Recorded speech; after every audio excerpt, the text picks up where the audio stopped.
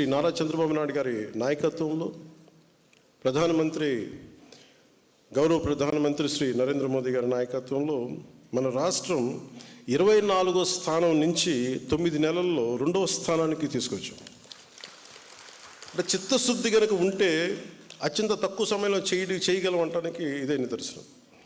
మన ప్రభుత్వం తీసుకొస్తున్నటువంటి సంస్కరణలు మరియు ఇతర చర్యలు ద్వారా ప్రేరణ పొంది గ్రామ పంచాయతీలు కూడా ఇప్పటి వరకు గత ప్రభుత్వం దాదాపు అయితే ఇంకా 600 కోట్లకి తక్కువ అనుకుంటా మనం వాళ్ళు ఇంటి పన్ను వసూలు చేయడం జరిగింది. కానీ మనం రాగానే 800 కోట్లు ఇంటి పన్ను వసూలు చేయడం జరిగింది. ఎవరిని ఇబ్బంది పెట్టకుండా స్వచ్ఛందంగా జస్ట్ వాళ్ళు ఇష్టపడి బాధ్యత ట్యాక్స్ కడితే 35% పెంచాం. ఇదే స్ఫూర్తిని కొనసాగిస్తూ పంచాయతీరాజ్ సంస్థల మరియు అటవీ శాఖ కలిపిన ప్రతి గ్రామ పంచాయతీల్లో కలుపు మొక్కల పెంపకం చేయాలని ప్రణాళిక సిద్ధం చేస్తా ఉన్నాం. ఇది ఎందుకు వచ్చింది నాకంటే రివ్యూ మీటింగ్స్లో దాదాపు కొన్ని వేలాది కోట్లు, దాదాపు 20,000 కోట్ల రూపాయలు మనం కలపని దిగుమతి చేసుకుంటుంది భారతదేశం. మన ఆంధ్రప్రదేశ్ కంటే చిన్న దేశాలు అవన్నీ. ఆంధ్రప్రదేశ్లో 4వ వంతుండే దేశాలు, 5వ వంతుండే దేశాలు ఎగుమతులు అంత డబ్బులు సంపాదించడం, మనకింత ఖాళీ భూమి ఉండి అన్నీ మనం బాధ్యత లేకుండా మనం వదిలేస్తున్నాం సహజ వనరులని. ఇవన్నీ దృష్టిలో పెట్టుకొని అసలు భారతదేశానికి విదేశ మారక ద్రవ్యం భారం తగ్గించాలంటే ముందు మనం కలపని ఇంపోర్ట్ చేయడం తగ్గించగలిగితే మనం ఎక్స్పోర్ట్ చేసే స్థాయిలోకి వెళ్ళాలని ఒక ప్రత్యేకంగా ఒక ప్రణాళిక సిద్ధం చేసి దాన్ని తెలియజేస్తే ఈ రోజున త్వరలోనే ప్రతి గ్రామం కూడా ఒకటి వాతావరణంలో మన పచ్చదనం పెరుగుద్ది చూడటానికి, 2 వాతావరణంలో ఉష్ణోగ్రత తగ్గుద్ది. అలాగే అది భవిష్యత్తులో మనకి చాలా అద్భుతమైన ఆదాయం కొంత మార్కు రాబోతుంది. అందుకని అలాగే వుడ్ సప్లై కావాల్సిన కలపకు కావాల్సిన మొక్కల పెంపకాన్ని మేము సిద్ధం చేస్తున్నాం. దాదాపు 20,000 కోట్ల విలువైన కలపని మనం తగ్గించుకున్నామంటే 20,000 కోట్ల రూపాయలు మనం సాధించగలం, అంటే మనం ఎక్స్పోర్ట్ చేయగలం. అందుకని ఇక్కడున్న సర్పంచ్లు కానీ, ఎంపీటీఓలు కానీ, మీరు ఎంపీటీసీలు కానీ, ఎంపీపీలు కానీ, జెడ్పీటీసీలు కానీ మీరు ఈ విధంగా ఆలోచించగలిగితే, మీరు సహకరించగలిగితే మీరు ఊహించుకోండి 20,000 కోట్ల రూపాయలు.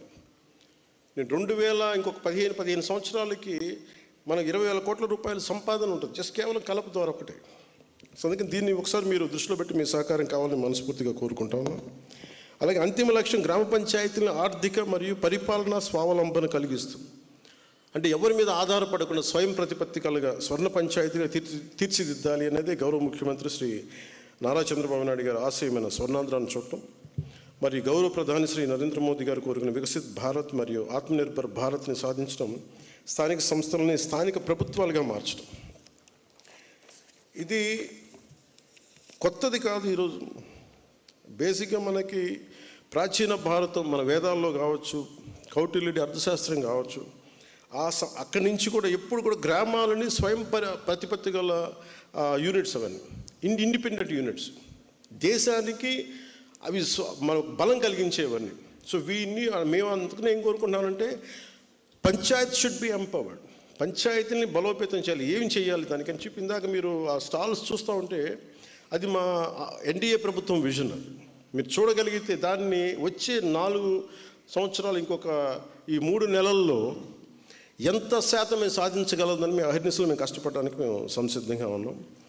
అలాగే దీంట్లో నేను ఉన్నతాధికారుల దృష్టికి తీసుకొస్తున్నాను. ఇందాక నేను చెప్పినట్టుగా ఈ నరేగా కూలీ అనే పథకం నుంచి దయచేసి నరేగా శ్రామికులు అనే పదం వాడవలసిందిగా నేను ఈ ప్రతిపాదన చేస్తాను. దయచేసి దీన్ని ముందుకు తీసుకెళ్ళండి. అలాగే ప్రతి చోట అంటే నేను చాలా గ్రామాల్లో స్కూల్స్కి ల్యాండ్ లేదు. రైల్వే కోడూరు నియోజకవర్గంలో ఒక గ్రామానికి మైసూరవారిపల్లిలో ప్లే గ్రౌండ్ లేకపోతే నేను అడిగితే గ్రామానికి అసలు రెవెన్యూ భూమి ఏదైనా ఉందంటే అసలు సెంట్ భూమి లేదు. నాకు చాలా ఆశ్చర్యం కలిగింది. అసలు బేసిక్గా ఎంత ఉంది భూమి పంచాయతీల కింద, దీన్ని ఒకసారి ఆడిట్ చేయాల్సిన అవసరం ఉంది. ఎంత అన్యాక్రాంతమైంది దీని గురించి ఆడిట్ చేయాల్సిన అవసరం ఉంది. ఎందుకంటే మనకి భారతదేశం స్వయం ప్రతిపత్తి కావాలంటే, స్వయం ఎంపవర్డ్ పంచాయత్ జరగాలి అంటే we need people of great empowerment. భవిష్యత్తుని బలోపేతం చేయగలిగే కొత్త తరానికి మనం అక్కడ పునాదులు ఇవ్వలేని పరిస్థితుల్లో కనుకుంటే మనం మన రాజకీయ పరంగా లబ్ధి పొందొచ్చేమో, కానీ నిజమైన ఆకాంక్ష ఒక పల్లెలు చాలా బలోపేతం అవ్వాలి, అది దేశానికి అది ఒక వెన్నెముకలా ఉండాలి అనాలి అంటే ఏదైతే బేసిక్ ఉన్నాయో స్కూల్ పిల్లలకు సంబంధించి కానీ, గ్రామానికి స్వయం ప్రతిపత్తి కానీ, లేదా అన్ని ఆర్థికంగా కూడా ఇవన్నీ ఉండాలి అంటే బేసిక్ భూమి రిసోర్సెస్ చాలా అవసరం. అవన్నీ కొంతమంది అన్యాక్రాంతం చేశారు. దీని మీద కంపల్సరీగా ఒక ఆడిట్ జరగాలి అని చెప్పేది నా ప్రగాఢమైన ఆకాంక్ష. దీన్ని కూడా ఉన్నతాధికారుల దృష్టికి తీసుకొస్తున్నాను. ప్రతి పంచాయతీలో ఎంత భూమి ఉంది, ఎన్ని బిల్డింగ్లు అన్యాక్రాంతం అయినాయి, ఎంత ఆస్తి మనుషులు అడ్డగోలుగా దోచేసుకున్నారు, దీని మీద మీరు దృష్టి, అభివృద్ధితో పాటు అవినీతి పైన కూడా మీరు చాలా బలమైన చెక్ పెట్టాలి మీరు. ఎందుకంటే ఇది ప్రజల సొమ్ము, ఇది దయచేసి ప్రజల సొమ్ముని అన్యాక్రాంతం కాకుండా, ప్రజల ఆస్తుల్ని అన్యాక్రాంతం కాకుండా కాపాడాల్సిన బాధ్యత ఉంది. మీకు ఎలాంటి రాజకీయ ఒత్తిళ్ళు వచ్చినా దానికి నేను అనేవాడిని ఉన్నాను, నేను అండగా ఉంటాను. మీ అందరికీ ఉన్నతాధికారులందరికీ తెలియజేసుకుంటూ మీరు దీన్ని బలంగా ముందుకు తీసుకెళ్ళమని కోరుకుంటా ఉన్నాను. ఇంకా మనం ఇంకా బలంగా జరుపుకోవాల్సిన రోజును ఈరోజు నేను చాలా ప్రిపేర్ అయ్యి వచ్చాను. గత 2-3 రోజులుగా ఎన్ని చాలా ఎక్కువ సమయం గడుపుదాం, దాదాపు ఒక ఈవినింగ్ దాకా గడుపుదాం అనేది ప్రతి స్టాల్లో అనుకున్నాం. అలా మీ అందరితో ఎక్కువ సమయం గడుపుదామని, ప్రత్యేకంగానే ఉందామని. కానీ దురదృష్టం మొన్న కశ్మీర్లో ప్రత్యేకించి టార్గెట్ చేసి మరి దాదాపు 30 మందిని చంపేయటం, చాలామంది క్షతగాత్రులు అవ్వటం, నా మనసుని చాలా కలిసి సగటు భారతీయుడిగా, నథింగ్ టు డూ విత్ దీని పాలిటిక్స్ సంబంధం లేదు. అది ఒక ఉగ్రవాది తోటా పేలితే కన్నీళ్ళు భారతదేశం నలుమూల వస్తాయనడానికి మన రాష్ట్రం కూడా నిదర్శనం. ఎక్కడో వైజాగ్లో ఒక రిటైర్డ్ బ్యాంక్ ఎంప్లాయ్ ఆయన ప్రాణాలు కోల్పోయాడు. ఎక్కడో కావల్లో ఒక యువకుడు చనిపోయాడు. ఇది చాలా చాలా బాధ కలిగించింది మా అందరికీ, చాలామందితో పాటు నాకు బాధ కలిగించింది. అంటే గ్రామాలు should be a part of national integration. Panchayat should become a part of national integration. కశ్మీర్లో కావచ్చు, ఇంకో చోట కావచ్చు, ఎలాంటి జరిగినా గ్రామాల్లో ఉండేవాళ్ళు మాకెందుకు, మా సంబంధం లేదనుకుంటారు.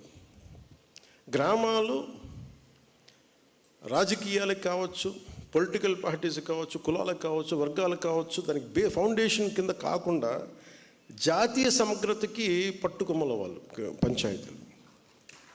అంటే ఇది మీకు ఎక్కడ ఏమైనా, ఎందుకంటే ప్రతి గ్రామం నుంచి ఎక్కడో చోట వస్తారు. ఎక్కడో శ్రీకాకుళంలో అత్యధికంగా ఉన్న ఒక పంచాయతీ నుంచిలో అత్యధికంగా సోల్జర్స్ వెళ్తారు అక్కడి నుంచి, ఒక పంచాయతీ నుంచి ప్రత్యేకించి.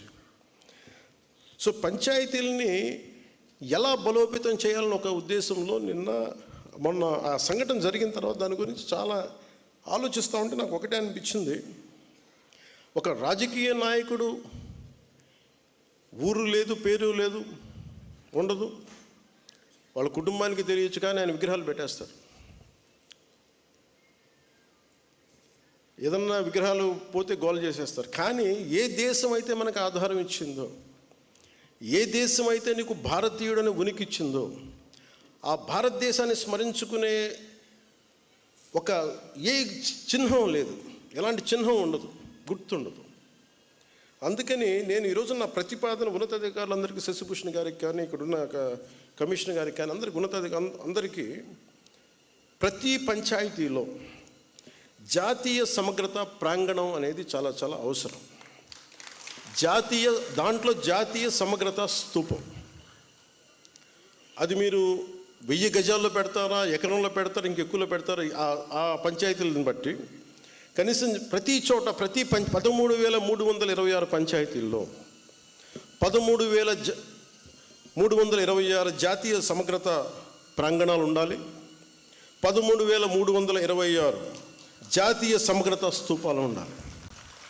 ఇది దయచేసి దీన్ని ఎలా తీసుకెళ్తాం, దీనికి కావాలంటే నేను క్యాబినెట్లో కూర్చొని గౌరవ ముఖ్యమంత్రి చంద్రబాబు నాయుడు గారితో మాట్లాడి, అవసరమైతే కేంద్ర ప్రభుత్వంతో మాట్లాడి, ఇది చాలా చాలా అవసరం ఇప్పుడున్న పరిస్థితుల్లో. ఉగ్రవాదం పెట్రేగి పెరిగిపోతున్న పరిస్థితుల్లో గ్రామాల నుంచి బలమైన వ్యక్తులు ఉంటేనే, దేశ వికాసానికి బలపడే వ్యక్తుల సమూహం ఉంటేనే గ్రామాల్లోనే మన దేశానికి ఏదైనా చేయగలం, తద్వారా మనం లాభపడగలం. మనకి ఉనికినిచ్చిన మన మన దేశం తాలూకు మనం భాగస్వామ్యులు కాకపోతే ఇది నాకు సంబంధం లేదు, నా కులం కాదు, నా పార్టీ కాదు, మా ఏరియా కాదు అనుకుంటే అలా కుదరదు. అందుకని దీనిని సమగ్రతని పెంచే, జాతీయ సమగ్రతని పెంచే ఈ జాతీయ సమగ్రత ప్రాంగణాలకి దయచేసి మీరు ఒక ప్రణాళిక తీసుకెళ్ళవలసిందిగా మనస్ఫూర్తిగా నేను మీ అందరికీ తెలియజేస్తాను. ఇక మీతో ఎక్కువ సమయం గడపాలనుకుంటా ఉన్నాను, కానీ నాకున్న ఒక అంటే నిన్న కాశ్మీర్లో చనిపోయిన వ్యక్తుల్లో మన ఆంధ్రప్రదేశ్ చెందిన వాళ్ళు ఇద్దరు ఉన్నారు. ఈ బాధ్యతలు నేను కూడా వెళ్ళి వారి క్రిమేషన్లో, వారికి దహన కార్యక్రమాల్లో పాల్గొనాలని నిర్ణయించబడింది. అందువల్ల దానికి బయలుదేరుతున్నాను, లేదంటే మీతోటి మీ అందరి కూర్చొని ఉండేవాడిని ఎక్కువసేపు. కాకపోతే నాకు ఇంకా ఏ ఫ్లైట్ ఏం లేదు ఎక్కడికి వెళ్ళడానికి, దారిలోనే వెళ్ళాలి 200 కిలోమీటర్లు ఇక్కడి నుంచి. అందుకని ఇప్పుడు వెళ్తే కనీసం 3:30 కల్లా చేరుకుంటానని ఆశాభావంతో నేను ముందుకు వెళ్ళాల్సి వస్తుంది. అలాగే వైజాగ్లో ఎవరైతే చంపబడ్డారో ఉగ్రవాదుల దాడిలో వారి క్రిమేషన్ కూడా వెళ్ళాలని నిర్ణయించడం అయింది. అందువల్ల ఈ రెండింటికి వెళ్ళాల్సింది కాబట్టి నాకు సెలవు ఇప్పించవలసిందిగా మీ అందరికీ మనస్ఫూర్తిగా కోరుకుంటున్నాను.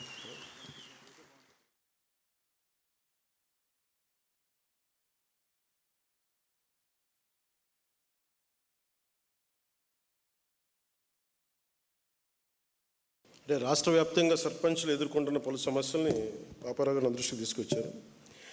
ఆంధ్రప్రదేశ్ గత ప్రభుత్వం